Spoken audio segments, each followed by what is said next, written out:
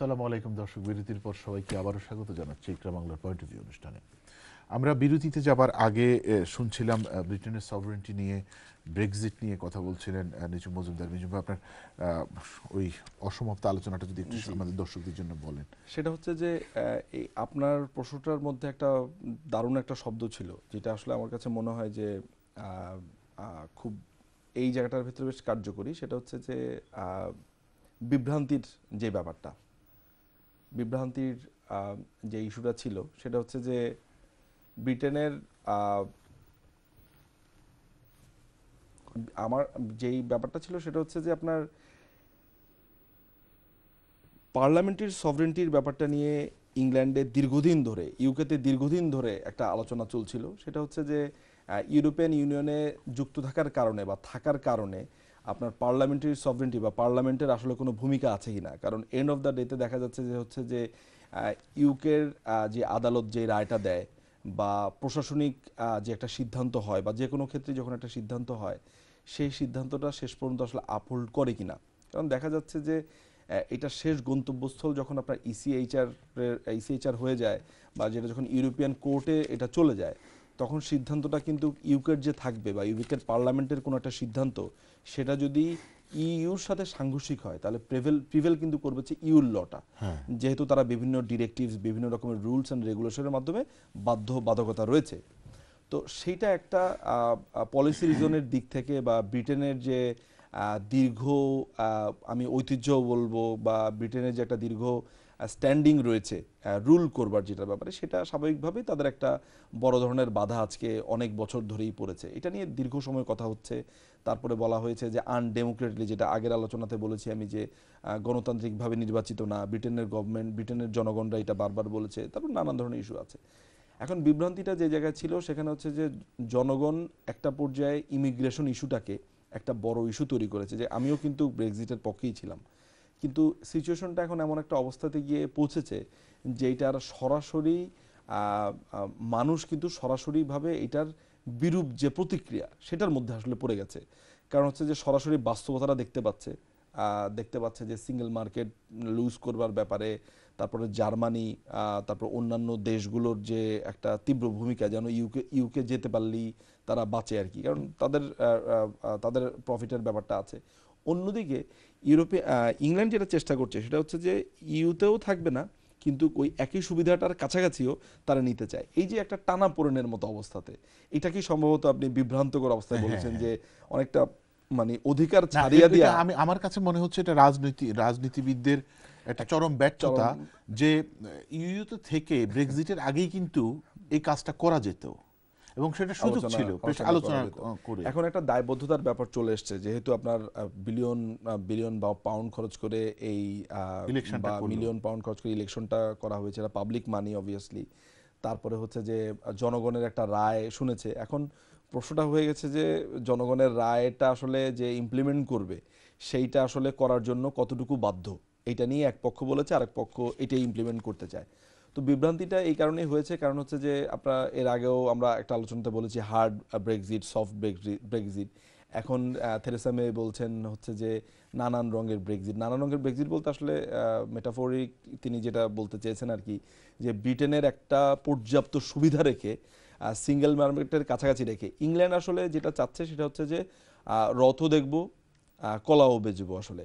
যে ব্রিটেনের থেকে সিঙ্গেল মার্কেটের কাছাকাছি একটা সুবিধাও নিব, এবং অন্যান্য ওয়ার্ল্ডের সাথেও যে একটা যেই কথা বলা হচ্ছিল যে বাণিজ্যের ব্যাপারটা বা নানান ধরনের সুবিধা বা নানান ক্ষেত্রে যে গ্লোবালাইজড হওয়ার যে সম্ভাবনা কথা বারবার বলা হচ্ছিল, সেইটা রেখেই বেসিক্যালি আর এই ইউরোপের মধ্যেও ওই কর্তৃত্বটা ধরে রাখা বা অবস্থানটা ধরে রাখার যে দুইটা ইচ্ছা, এইটা একটা বাজে অবস্থান তৈরি করেছে। তবে আমি ব্যক্তিগতভাবে একটা ভবিষ্যৎবাণী করতে চাই, বা আমার আমার যেই মনে হয় সেটা হচ্ছে যে সুপ্রিম কোর্ট, আমার ব্যক্তিগত অভিমত সেটা হচ্ছে যে সুপ্রিম কোর্টের রায়টা, যদিও এটা একটা পেন্ডিং অবস্থাতে আছে, কোনো মন্তব্য করা ঠিক না, তবে আমার আর্গুমেন্ট শুনে বা অবস্থা যেটা মনে হচ্ছে যে হয়তোবা সুপ্রিম কোর্ট আপনার এই পার্লামেন্টারি যে ক্ষমতাটা বা সেখানে আলোচনা হওয়ার যে সম্ভাবনাটা, সেটার দিকেই হয়তোবা জোর দেবেন আইনি বিভিন্নভাবে পর্যালোচনা করে, আমার মনে হচ্ছে। But up to the court, supreme court, যে তারা আসলে কী সিদ্ধান্ত নেন, এটা আমার অনুমান।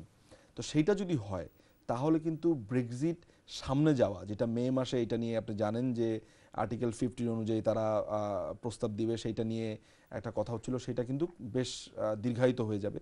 এখানে একটা ব্যাপার মাথাতে রাখতে হবে, সেটা হচ্ছে যে এখনো পর্যন্ত থেরেসা মে সরকার ব্রেক্সিটটা কিভাবে করবে এবং তার পরবর্তী অবস্থাতে ব্রিটেনের শেপটা কেমন হবে, এইটা নিয়ে কিন্তু কোনো পরিকল্পনা দেওয়া হচ্ছে না, দেওয়া নেই। ডিজাস্টার ম্যানেজমেন্ট কি এবং করে করবে? এইটাই হচ্ছে আসলে মানে বারবার যে সমালোচনার জায়গাটা, সেটা কিন্তু খুবই ট্রু।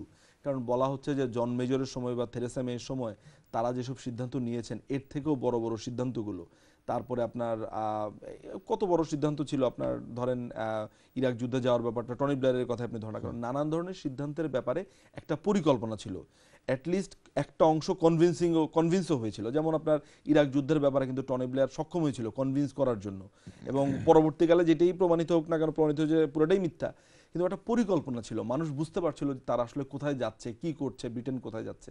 তো এই পুরো ব্যাপারটা এমন একটা ধোঁয়াশা ব্যাপার যে বলছেও না কি করবে। এই আইনি জটিলতা বলেন বা বিভিন্ন রকমের বিভিন্ন মত, কারণ আমার কাছে মনে হয়েছে যে ব্রিটেনের গত 50 ইয়ার্স বা 100 ইয়ার্সের মধ্যে এই একটা বিষয় এটা কিন্তু আরো ঘোলা হচ্ছে, এমন একটা গুরুত্বপূর্ণ বিষয় হয়ে দাঁড়িয়েছে এটা, যে আমার মনে হয় ব্রিটেনের একটা বড় ধরনের ভবিষ্যৎ এই এখনকার সিদ্ধান্তের উপরে যাবে। তো শেষ পর্যন্ত মনে হয় যে পার্লামেন্টের উপরে আসবে, আর পার্লামেন্টে যদি এটা আসে তাহলে ব্রেক্সিটটা হওয়ার সম্ভাবনা অনেক কম বলে আমার মনে হয়। ব্রেক্সিট হওয়ার সম্ভাবনা, কিন্তু ইউরোপ এখন এই মুহূর্তে ইউরোপের অবস্থানটা কি? ইউরোপের অবস্থানটা স্বাভাবিকভাবেই, ইউরোপের অবস্থানটা তাদের তো আসলে অনেকে আশঙ্কাও করছেন যে ব্রেক্সিটটা হয়ে গেলে ইউরোপিয়ান ইউনিয়নটা আসলে থাকবে না, ইউরোপিয়ান সেখানে একটা দেখেন, বিভক্তি আসবে এবং ব্রিটেনের মধ্যে অনেক বিভাজন আসতে আপনি পারে। অলরেডি ব্রেক্সিটটা হওয়ার পর ফ্রান্সে এটা নিয়ে কথা উঠেছিল, ইটালিতে মনে হয় আজকে একটা খবরও পড়লাম রেফারেন্ডামের ব্যাপারে। এর আগের থেকে তো ধরেন আপনার নরওয়ে নেই, তারপরে হচ্ছে যে সুইজারল্যান্ড তো ইতে থাকলেও ইউ সদস্য না, তারপরে হচ্ছে যে এখানে অনেকগুলো কান্ট্রি আছে যারা এখনো না।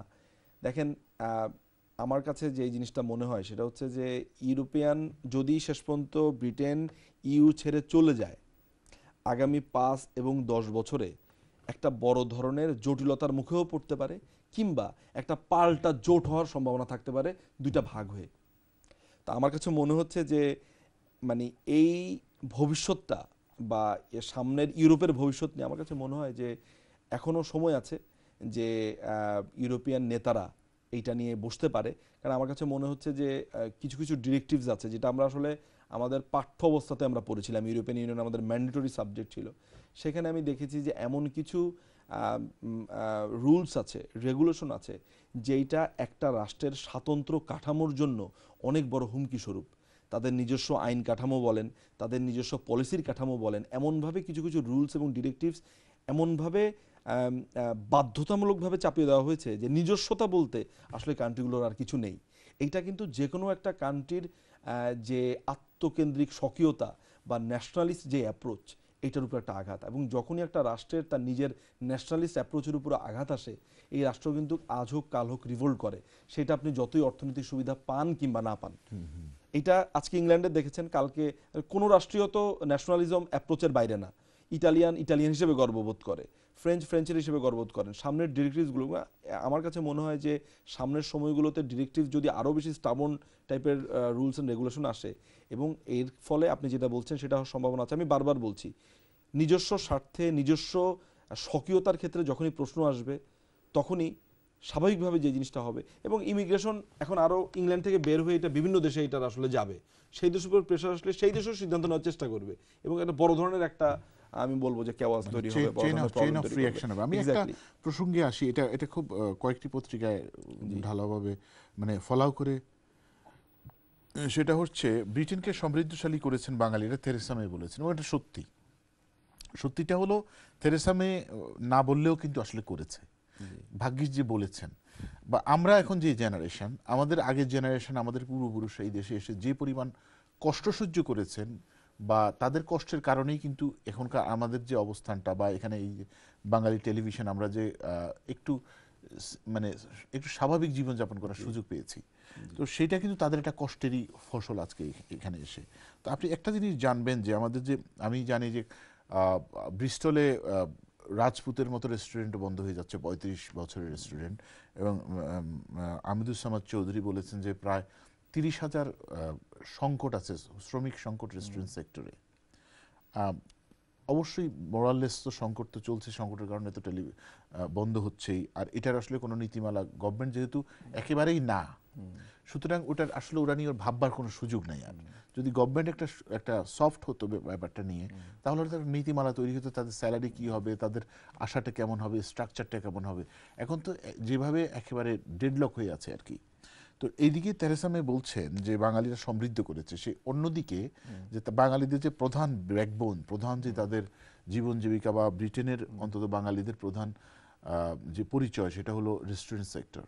সেই সেক্টরটাকে কিন্তু আস্তে আস্তে আসলে শেষ করে দেওয়া হচ্ছে। এবং আমি জানি না আগামী 5-10 বছরের মধ্যে বাংলাদেশের রেস্টুরেন্ট সেক্টরের ভবিষ্যৎটা কোন দিকে যাবে।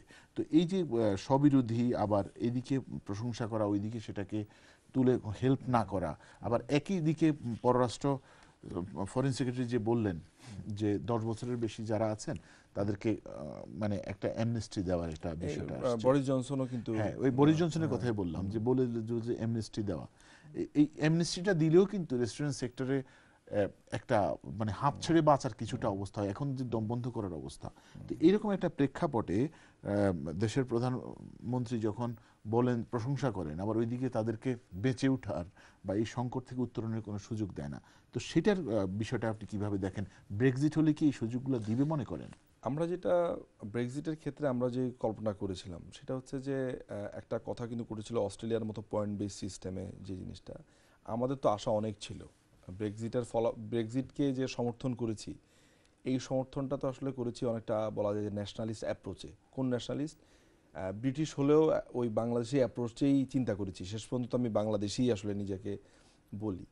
তো আলটিমেটলি এন্ড অফ দ্য ডেতে আপনার যে জিনিসটা সেটা চিন্তা করেছি এইভাবে, যে আমাদের কর্মসংস্থানটার ক্ষেত্রে একটা বড় ধরনের জায়গা তৈরি হবে। সেটা হচ্ছে যে এই কম্পিটিশনটা যদি ওপেন, যেরকম লাইসেন্সটা দিয়ে দেওয়া হয়েছিল যে ইউরোপ থেকে লোক আসছে স্রোতের মতো, সেখান থেকে আমাদের আর ইউরোপিয়ানদের একটা সমান সমান জায়গা থাকবে।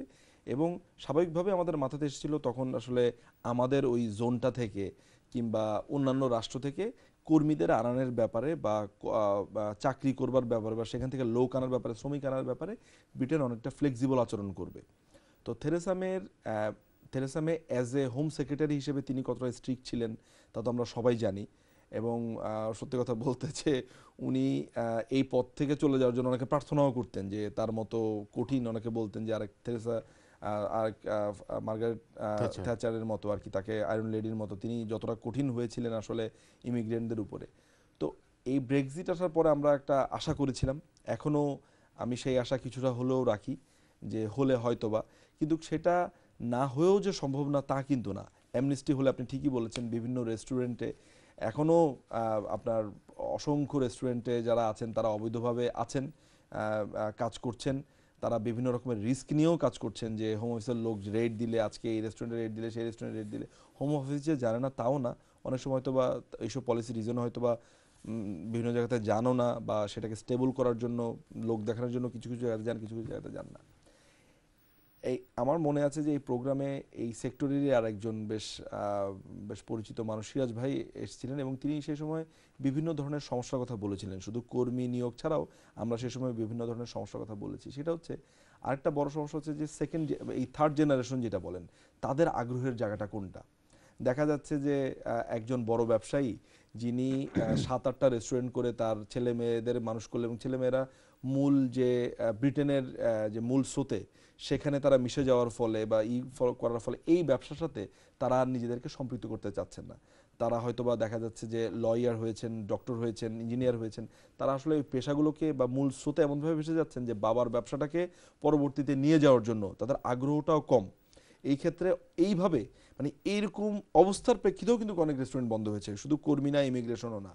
তারপরে হচ্ছে যে আপনার অবভিয়াসলি হাজার হাজার রেস্টুরেন্ট, সুতরাং বিভিন্ন প্রেক্ষাপট থাকবে, প্রেক্ষাপট থাকবে। তো আমি যেটা বলছি যে আমরা হয়তোবা আলোচনা করি সাধারণত প্রাইম ইস্যুগুলো নিয়ে, সাবস্টেন্সিয়াল ইস্যুগুলো। আমি কিছু সাবসিডিয়ারি কি বলবো, আমি কিছু সেকেন্ডারি পয়েন্টের কথা আমি বললাম, যে এই জেনারেশনের আগ্রহের কথাটা কিন্তু আমাদের এটা মাথাতে রাখতে হবে।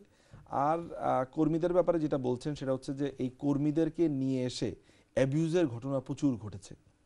জানেন, আমি বারবার বলেছি, হয়তো আমি সুনির্দিষ্টভাবে জানলেও বলবো না বা বলতে চাইও না, আমাদের অ্যাবিউজও কিন্তু হয়েছে। কর্মীদেরকে আনার কথা বলে সেই কর্মী থেকে প্রচুর টাকা নিয়ে তাকে এখানে এনে দিনের পর দিন তাকে অমানবতাকর জীবনযাপন করতে হয়েছে। এই ধরনের নানান ঘটনা আছে, স্ক্যামের ঘটনা আছে। তো সেগুলোও কিন্তু ব্রিটেনের এই হার্ড অ্যাপ্রোচে যাওয়ার পেছনে ট্রিগারিং পয়েন্ট হিসেবে বা এই ধরনের ক্ষেত্রে কাজ করেছে কিনা কিন্তু এখানে একটা সেগুলো বিষয় আমাদের। নিজুম ভাই, যখন জি একটা একটা একটা বিশাল ইন্ডাস্ট্রি, জি যেখানে এত হাজার হাজার লক্ষ লক্ষ লোকের জি কর্মসংস্থান, সেখানে এই ধরনের ঘটনাগুলি কি উদাহরণ নাকি বিচ্ছিন্ন ঘটনা বলবেন? যেভাবে বলা হচ্ছে, যদি আসলেই এত বেশি নির্যাতন হতো তাহলে তো সেক্টরটা এভাবে আগে আসতো না, তাই না? না না এখন আপনার এটা তো হবেই। এখন গভর্নমেন্ট যদি একটা পথ বের করে রাখতো, সুন্দর এবং সহজ পথ, জি যে রেস্টুরেন্ট সেক্টরে কাজ করার জন্য, দেখেন তো সেটার নীতিমালাও তো গভর্নমেন্ট করে দেয়নি। তাও ঠিক, মানে এখানে এই পয়েন্ট এটাও, সেটা হচ্ছে যে আসলে এইটাকে মনিটরিং করার জন্য আপনি স্যালারি বলেন, সুযোগ সুবিধার ক্ষেত্রে বলেন, যেগুলো আমরা অন্যান্য জায়গাগুলোতে দেখি, এই রেস্টুরেন্টের মধ্যে আসলে সরকার কতটুকু ছিল। এবং এগুলোর সবচেয়ে বড় ব্যাপার হচ্ছে, দেখেন আমরা শুধু আজকে এই রেস্টুরেন্টের ব্যবসার কথা বলা হচ্ছে, ইমিগ্রেশনের বিভিন্ন সেক্টরে আমরা জানি, যেহেতু এই পেশার মধ্যে বা এই এরিনার ভেতরে দীর্ঘদিন যাবত বা পড়াশোনার থেকে শুরু করে বলেন, কাজের ক্ষেত্রেও বলেন, স্ক্যামের কথাগুলো জানি। আবার ওয়ার্ক পারমিটের ব্যাপারটা আপনার ধরেন, আপনি রেস্টুরেন্ট সেক্টর বললেন, ওয়ার্ক পারমিট নিয়ে যারা থাকে আপনার এই দেশে, তারা বিভিন্নভাবে অ্যাবিউজ হচ্ছে, আপনি হয়তো সেটা ফিজিক্যাল আপনি আর শুধু এটা মেন্টাল। কথা বলছেন, একটা স্কিম জারি করেছিল গভর্নমেন্ট, এন্টারপ্রেনার ভিসা।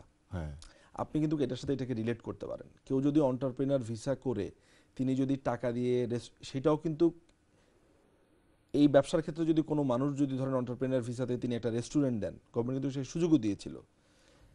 আমি ব্যক্তিগতভাবে জানি যে এই ভিসাকে নিয়ে কি ধরনের দুর্নীতি এক শ্রেণীর মানুষ করেছে, সবাই না, এর অসংখ্য মানুষ আছে কিন্তু যারা সেটা তো প্রপারলি হবেই, ব্যবসা এটা করেছেন। তো না, এই যে আমি কেন হবে, একটা জিনিস আমাদেরকে বুঝতে হবে, আমরা যখন একটা পরিণতির দিকে আসি, না, সবগুলো তো হয় না, একটা দুটা ঘটনা তো বিচ্ছিন্ন ঘটনা হিসেবে একটা হতেই দুইটা পারে না। ঘটনা না হাসান ভাই, একটা দুইটা ঘটনা মোটেও না, এইটাকে কেন্দ্র করে হাজার হাজার স্ক্যাম হয়েছে।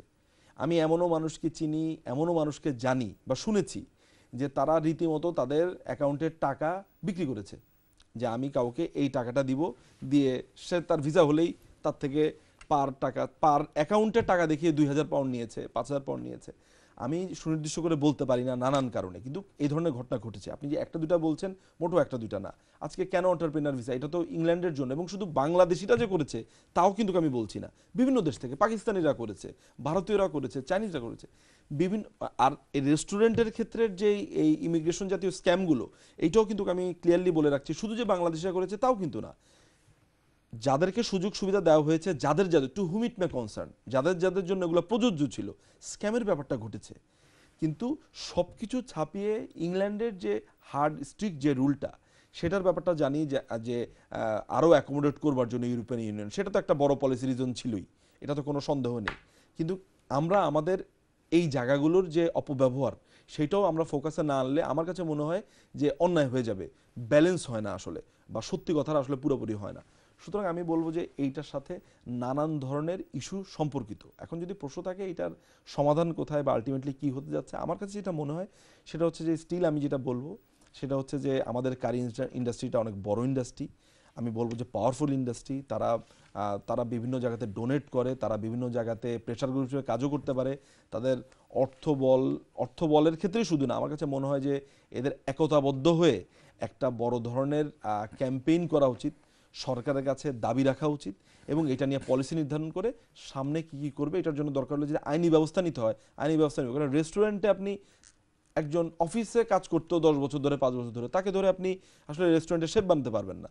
শেফ হতে হলে তাকে আসলে শেফই হতে হবে, প্রপার ট্রেন্ড থাকতে হবে, প্রপারলি তাকে ওই পেশাটার উপরে রান্না করার ব্যাপারে, কিচেনে কাজ করার ব্যাপারে, ওয়েটার হিসেবে তাকে ট্রেনিং দেওয়ার ব্যাপারে। সোজা কথা হচ্ছে যে গভর্নমেন্টের এখানে যেরকম একটা নীতিমালা থাকতে হবে, বাংলাদেশের গভর্নমেন্ট এবং এখানে যারা এই কারি ব্যবসা করেন বা এই ইন্ডাস্ট্রি আছে তাদের ভূমিকা, এবং বাংলাদেশ গভর্নমেন্টেরও একটা বড় ধরনের একটা ভূমিকা এখানে এখানে আছে। একটা বিষয়টা হচ্ছে মাল্টি বিলিয়ন পাউন্ডের একটা আমাদের কর্মসংস্থান industry। মন্ত্রণালয়ের ভূমিকা কি আপনি জানেন? যে আমি আপনাকে একটা উদাহরণ দিই, আমি রিসেন্টলি যখন দেশে গেলাম তখন আমি আসলে মধ্যপ্রাচ্যের প্লেনে গেলে আসলে এই ধরনের কথাগুলো খুব ক্লিয়ারলি বোঝা যায়, একদম সামনাসামনি দেখা যায়।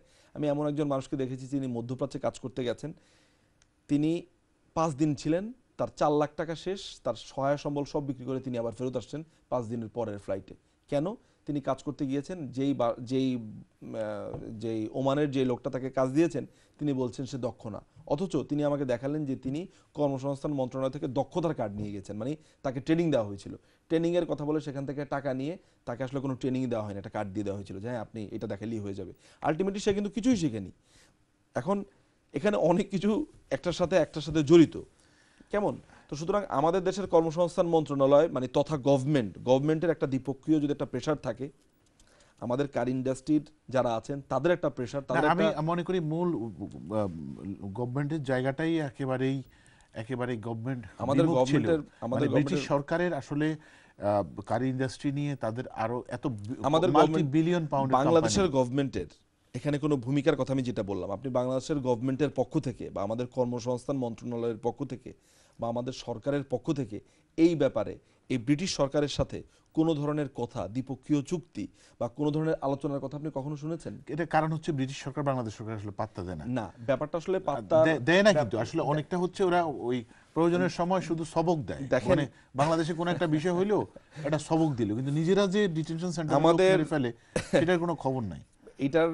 এটার পুরো ব্যাপারটা হচ্ছে এটার সাথে আসলে অন্য অনেকগুলো ইস্যু জড়িত। মূল বিষয়টা এটা হচ্ছে আমি মূল আর বলতে দায়টা যাচ্ছি না। যেহেতু একটা ব্রিটেন একটা এক্সাম্পল ওয়ার্ল্ডে, তো ব্রিটেন এই রেস্টুরেন্ট সেক্টরকে একটা নীতিমালা আমাদের এনে ইন্ডাস্ট্রির যারা আছেন এমন তো এই ইন্ডাস্ট্রিটাকে বাঁচানোর দায়িত্ব আসলে সরকারকে নেওয়া উচিত ছিল। এখন এই যে এত বড় একটা ইন্ডাস্ট্রি ধ্বংস হয়ে যাচ্ছে, কিন্তু সরকার মনে করেন ব্যস্ত হয়ে গেছে কে কোন দিকে কয় টাকা বেনিফিট নিল এটা নিয়ে। এনিওয়ে, আমরা একটা অন্য প্রসঙ্গে আপনার কাছ থেকে শুনি। এটা একটা বিরাট ইস্যু যে মায়ানমারের বিষয় নিয়ে মালয়েশিয়ার যে একটা কনসার্ন, আপনি জানেন যে এই যে ট্রমাটাইজ হয়ে গেছে পুরো জিনিসটা। আমার আপনার কাছে কয়েকটা প্রশ্ন আছে রোহিঙ্গা ইস্যু নিয়ে, কারণ এটা চলমান ঘটনা। আপনি জানেন যে চলমান ঘটনাটা আমরা আলোচনা না এনে পারি না, আর এটার সাথে বাংলাদেশ আমরা অনেক বড় বেশি সাফরার। আমার প্রশ্ন হচ্ছে, আপনি জানেন যে বেসরকারি হিসাবে অনেক বাংলাদেশের অনেক টেলিভিশন চ্যানেলও, যেগুলো যেহেতু বাংলাদেশের টেলিভিশন খবরগুলোর সেভাবে দায়বদ্ধতা নাই, বাংলাদেশের খবরের একেবারে মূলধারার খবরও বিশ্বাস অবিশ্বাস সবকিছু থাকে, যেহেতু বাংলাদেশে কোনো অফকম নাই। তো সেখানে বলা হচ্ছে যে প্রায় 1 থেকে 2 লক্ষ নতুন মায়ানমার থেকে নতুন রোহিঙ্গারা বাংলাদেশে প্রবেশ করেছে। সরকারি হিসাব বা জাতিসংঘের হিসাব মনে যে কখনো 21,000 কখনো 25,000, আসলে এটার কোনো সঠিক পরিসংখ্যান নেই, সম্ভব না। রাতের আধারে আসে, কি কোন দিকে কি হয় না হয় বলা যাচ্ছে না। কিন্তু আমার প্রশ্নটা হচ্ছে, সব দায়টা কিন্তু বাংলাদেশের। যেমন সারা ওয়ার্ল্ডের মুসলিম রাষ্ট্রগুলো একটা দায় সারা গেছে যে বাংলাদেশ তোমরা সবাইকে আশ্রয় দেয়, কিন্তু বাংলাদেশের নিজেরই তো লক্ষ লক্ষ মানুষ রাস্তায় ঘুমায় এখনো। বাংলাদেশের লক্ষ লক্ষ শিশুরা শিক্ষা বঞ্চিত। বাংলাদেশের এখনো মানুষ একটা অনাহারে থাকে, অনেকেই না খেয়ে ঘুমোতে যায়।